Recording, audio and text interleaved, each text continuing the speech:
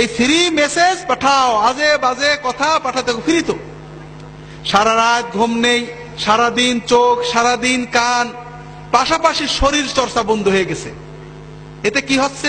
একদিকে ব্রেনটা কেজি হচ্ছে, শরীর অসুস্থ হচ্ছে। যুবক কিশোর ভাইদের বলবো, 25-30 বছর পর্যন্ত শরীরের গ্রোথ থাকে। তুমি বুঝতে পারো না, 5 দিন ঘুমাওনি, বুঝতে পারছো না, কিন্তু বুঝবে কখন? যখন আর ব্যাকে আসা, রিভার্স গিয়ারে দেওয়ার কোনো সময় থাকবে না। 30 বছরে যে দেখবে তুমি নিঃশেষ হয়ে গেছো, তোমার চোখ, তোমার কান, তোমার দেহ, তোমার এনার্জি, শক্তি নেই, তুমি হাঁটনি। আল্লাহ দেহটাকে বানিয়েছিলেন, আল্লাহ রাসূলের সুন্নত। খেলাধুলো করতে হবে, দৌড়াতে হবে, ফুটবল খেলবে, হাডুডু খেলবে, গোল্লা শুট খেলবে, ঘোড়দৌড় করবে, 1-2 ঘন্টা পরিশ্রম করবে, এরপরে ব্রেনের কাজ করবে, নির্দিষ্ট সময় ঘুমাবে। এইভাবে আল্লাহর নিয়মে চলতে হবে। আল্লাহর নিয়ম বাতিল করা হয়েছে, শরীর চর্চা হয়নি, খেলাধুলো হয়নি, ব্রেনের উপরে লোড বেশি পড়েছে, সারাদিন আজে বাজে দেখা, সারাদিন শোনা, ঘুম কামাই হয়েছে। এরপরে খাওয়ার ভিতরে মাশাআল্লাহ তাবারাকাল্লাহ সব ভেজাল এবং বিষাক্ত কেমিক্যাল দিয়ে মুরগি, ফুলানো মুরগি খেয়ে খেয়ে আমরা বড় হচ্ছে, ঠিক না ভাই? তাহলে আমাদের এই ছেলে মেয়েদের ভবিষ্যৎ কি উজ্জ্বল না অন্ধকার? এদেরকে বাঁচাতে হলে কি করতে হবে? বেশি বলার সময় নেই। আপনাদের একটা বিষয়ের প্রতি দৃষ্টি আকর্ষণ করছি। দুনিয়াতে কেউ কি বলে যে আমরা জিনা ব্যভিচারের প্রসার চাই? বলে নাকি? বলে নাকি? অনৈতিকতার প্রসার চাই? বলে নাকি? মাদকতার প্রসার চাই কেউ বলে? যত দল মত, আস্তিক নাস্তিক, ইহুদি নাসারা, মুসলমান, মোল্লা, হুজুর, যেই হোক, কেউ কি বলে নাকি যে আমরা এইগুলো বেশি করুক, দেশে অনৈতিকতা হোক, ব্যভিচার হোক, অ্যাসিড ছড়াক, ইভটিজিং বাড়ুক? এটা কেউ বলে নাকি? বলে নাকি ভাই? বলে না। সবাই বলে এগুলো দূর করতে হবে, বদলে দাও, ভালো হয়ে যাও, প্রতিজ্ঞা করো আর খারাপ করবো না, সবাই বলে। কিন্তু এখানে ইসলামী সিস্টেম আর বাণিজ্যিক সাম্রাজ্যবাদীদের সিস্টেমের ভিতরে পার্থক্য আছে।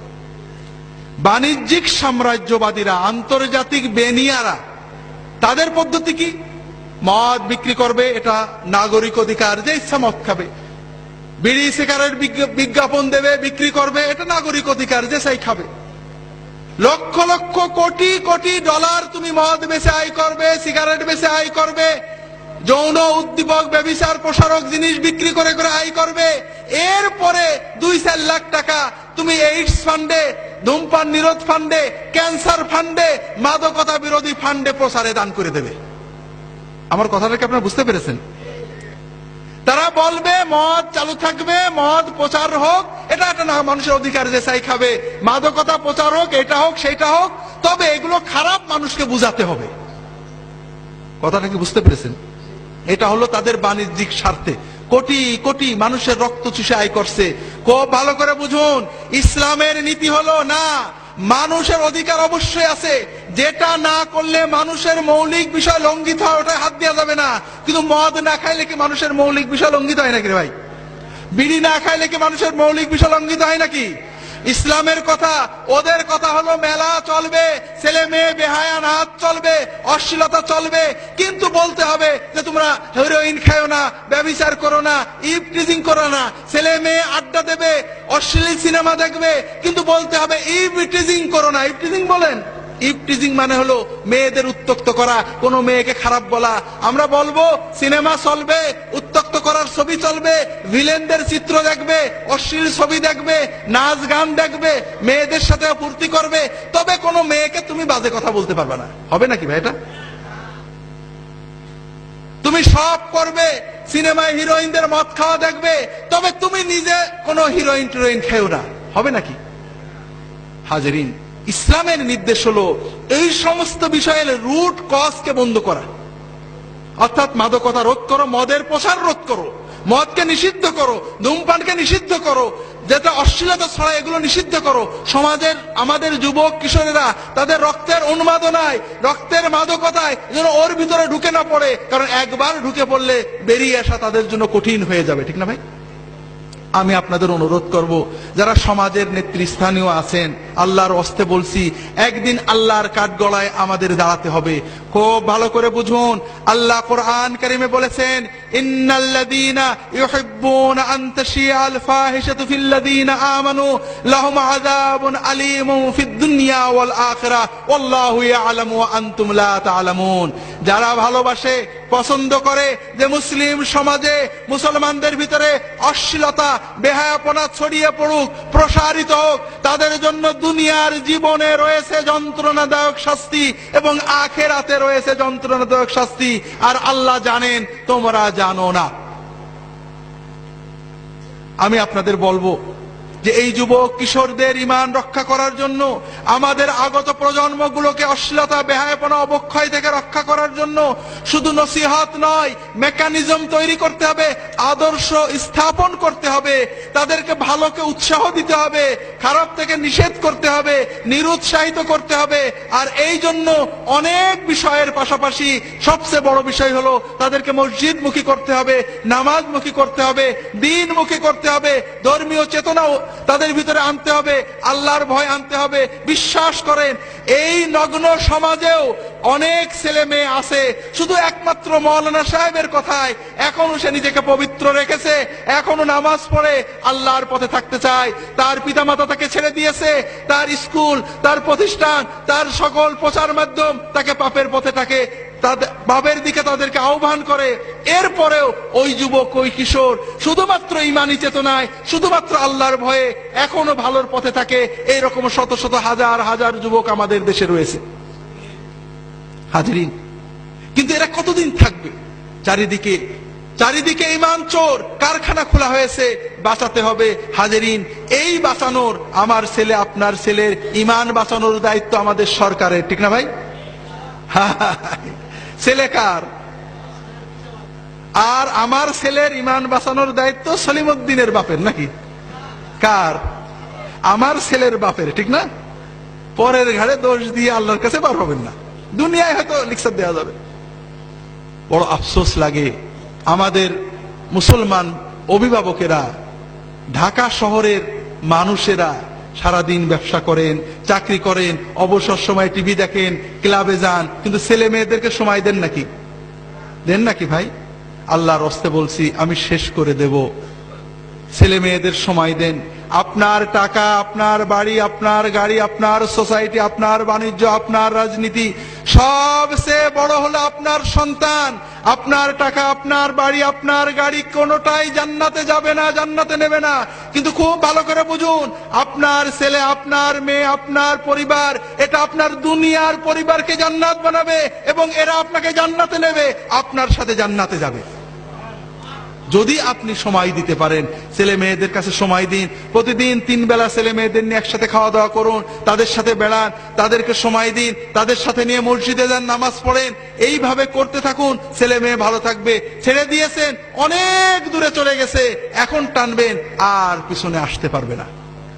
আমি আমার যুবক কিশোর, যুবতী কিশোরী ভাই বোনদের বলবো, সমাজ তোমাদের পক্ষে নয়, ঈমান চুরির পক্ষে।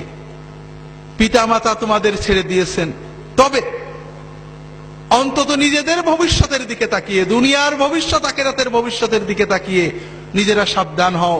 দুনিয়াতে অপরাধ হবে, পাপ হবে, অন্যায় ভুল হবে, তবে দুটো বিষয় খুব ভালো করে মনে রাখো। নামাজটা কখনো ছেড়ো না। নামাজ, যদি সিনেমা হলে থাকো বেরিয়ে এসে নামাজ পড়বে, যদি খেলার মাঠে থাকো ওয়াক্ত মতো নামাজ পড়বে, নামাজটা কখনোই ছাড়বে না। যত কিছুই হোক সময় মতো নামাজ পড়বে। আর অশ্লীলতাকে, মাদকতাকে বিষের মতো পরিত্যাগ করবে। এই দুটো বিষয় যদি তুমি ঠিক রাখতে পারো, ইনশাআল্লাহ অন্যান্য ভুল ত্রুটি তওবা করবে, ভালো হবে, খারাপ হবে, এই নামাজ তোমাকে আল্লাহর পথে টিকিয়ে রাখবে। এবং ইনশাআল্লাহ তোমার বয়স যখন 50 হবে, তুমি নিজে অনুভব করবে এই দুনিয়ার জমিনে তোমার বন্ধুদের চেয়ে তুমি ভালো আছো। আর ইনশাআল্লাহ কিয়ামতের দিনে তুমি তোমার পিতামাতা সহ আল্লাহর আরশের নিচে তার ওলিদের সাথে মেহমান হয়ে যেতে পারবে। হাজিরিন, যুবক কিশোরদের ভালো রাখতে হলে তাদেরকে আলেমদের কাছে নিয়ে যেতে হবে, মসজিদে নিতে হবে, দ্বীনি চেতনা তৈরি করতে হবে, লেখাপড়ার ভিতরে দ্বীনি চেতনা তৈরি করতে হবে। এগুলো সবই দরকার। আমরা শুনছি, ভালো করে জানি না। আমাদের দেশের নতুন শিক্ষানীতিতে ধর্মীয় শিক্ষা নিয়ে নানান কথা হয়। আমি নিজেও পড়েছি শিক্ষানীতি কিছুটা। আমার বিশ্বাস হয় না যে বাংলাদেশের সচেতন রাজনীতিবিদগণ ধর্মমুক্ত কোন শিক্ষা কায়েম করতে চাবেন। কারণ আমাদের দেশে যতটুকু নৈতিকতা আছে, দুর্নীতি মুক্ত যে কয়জন মানুষ আছেন আপনারা স্ট্যাটিস্টিক করে দেখেন, তারা একমাত্র ধর্মীয় কারণে। যে ডিসি দুর্নীতি করে না, যে এসপি দুর্নীতি করে না, যে অফিসার ঘুষ খায় না, যে কর্মকর্তা অন্যায় করে না, যে ডিসি ঘুষ খায় না, যে জজ সাহেব ঘুষ খায় না, আপনি বিচার করে দেখুন কোনো না কোনো ভাবে, হয় পারিবারিক ভাবে, নইলে হয়তো তাবলীগ জামাতে যে, নইলে হয়তো কোনো পীর মাশায়েখের দরবারে যে, নইলে হয়তো মাদ্রাসায় পড়ার কারণে ওই ব্যক্তির ভিতরে যে ইমানি চেতনা আছে, শুধুমাত্র ওই ইমানটাই তাকে দুর্নীতি থেকে বাঁচিয়ে রেখেছে, অথবা অনেক দুর্নীতিবাজের ভিতরে তাকে অন্তত কম দুর্নীতিবাজ করে রেখেছে। আপনারা কি বুঝতে পেরেছেন আমার কথাটা? কাজেই ধর্ম, নৈতিক বোধ, আল্লাহর ভয়, আখেরাত মুখিতা যদি আমাদের ছেলে মেয়েদের ভিতরে না থাকে, তাহলে এদের ধ্বংস আমরা রোধ করতে পারবো না। ইউরোপ আমেরিকার মানুষেরা এখনো ধর্ম শিখায়, একেবারে শিশু শ্রেণী থেকে ধর্ম শিক্ষা রয়েছে সেখানে। তারা অনেক ভুল করেছে, তারা ব্যাক করছে। যারা ধর্মকে বাদ দিতে চেয়েছিল আবার ফিরে আসছে, ধর্ম বাদ দিতে যে নিজেরা বাদ পড়ে গেছিলেন। আমরা তাদের ওই ভুলের পুনরাবৃত্তি করব না। আমাদের ছেলে মেয়েদেরকে সত্যিকারের নৈতিকতা, দিন, ইমান, আচরণ, আখলাক শেখাবো, মসজিদে নিয়ে যাব। আমরা অনেক নৈতিকতা শিখাই। আমার খুতবার বইয়ে আপনি এক সময় লিখছিলাম, রেডিও টেলিভিশনে দুর্নীতির বিরুদ্ধে বড় বড় প্রোগ্রাম হয় না ভাই? হয় নাকি? বিশেষ করে আমাদের গত তত্ত্বাবধায়ক সরকারের সময়ে কোটি কোটি টাকার প্রোগ্রাম হতো, দুর্নীতিকে না বলুন, আছে না?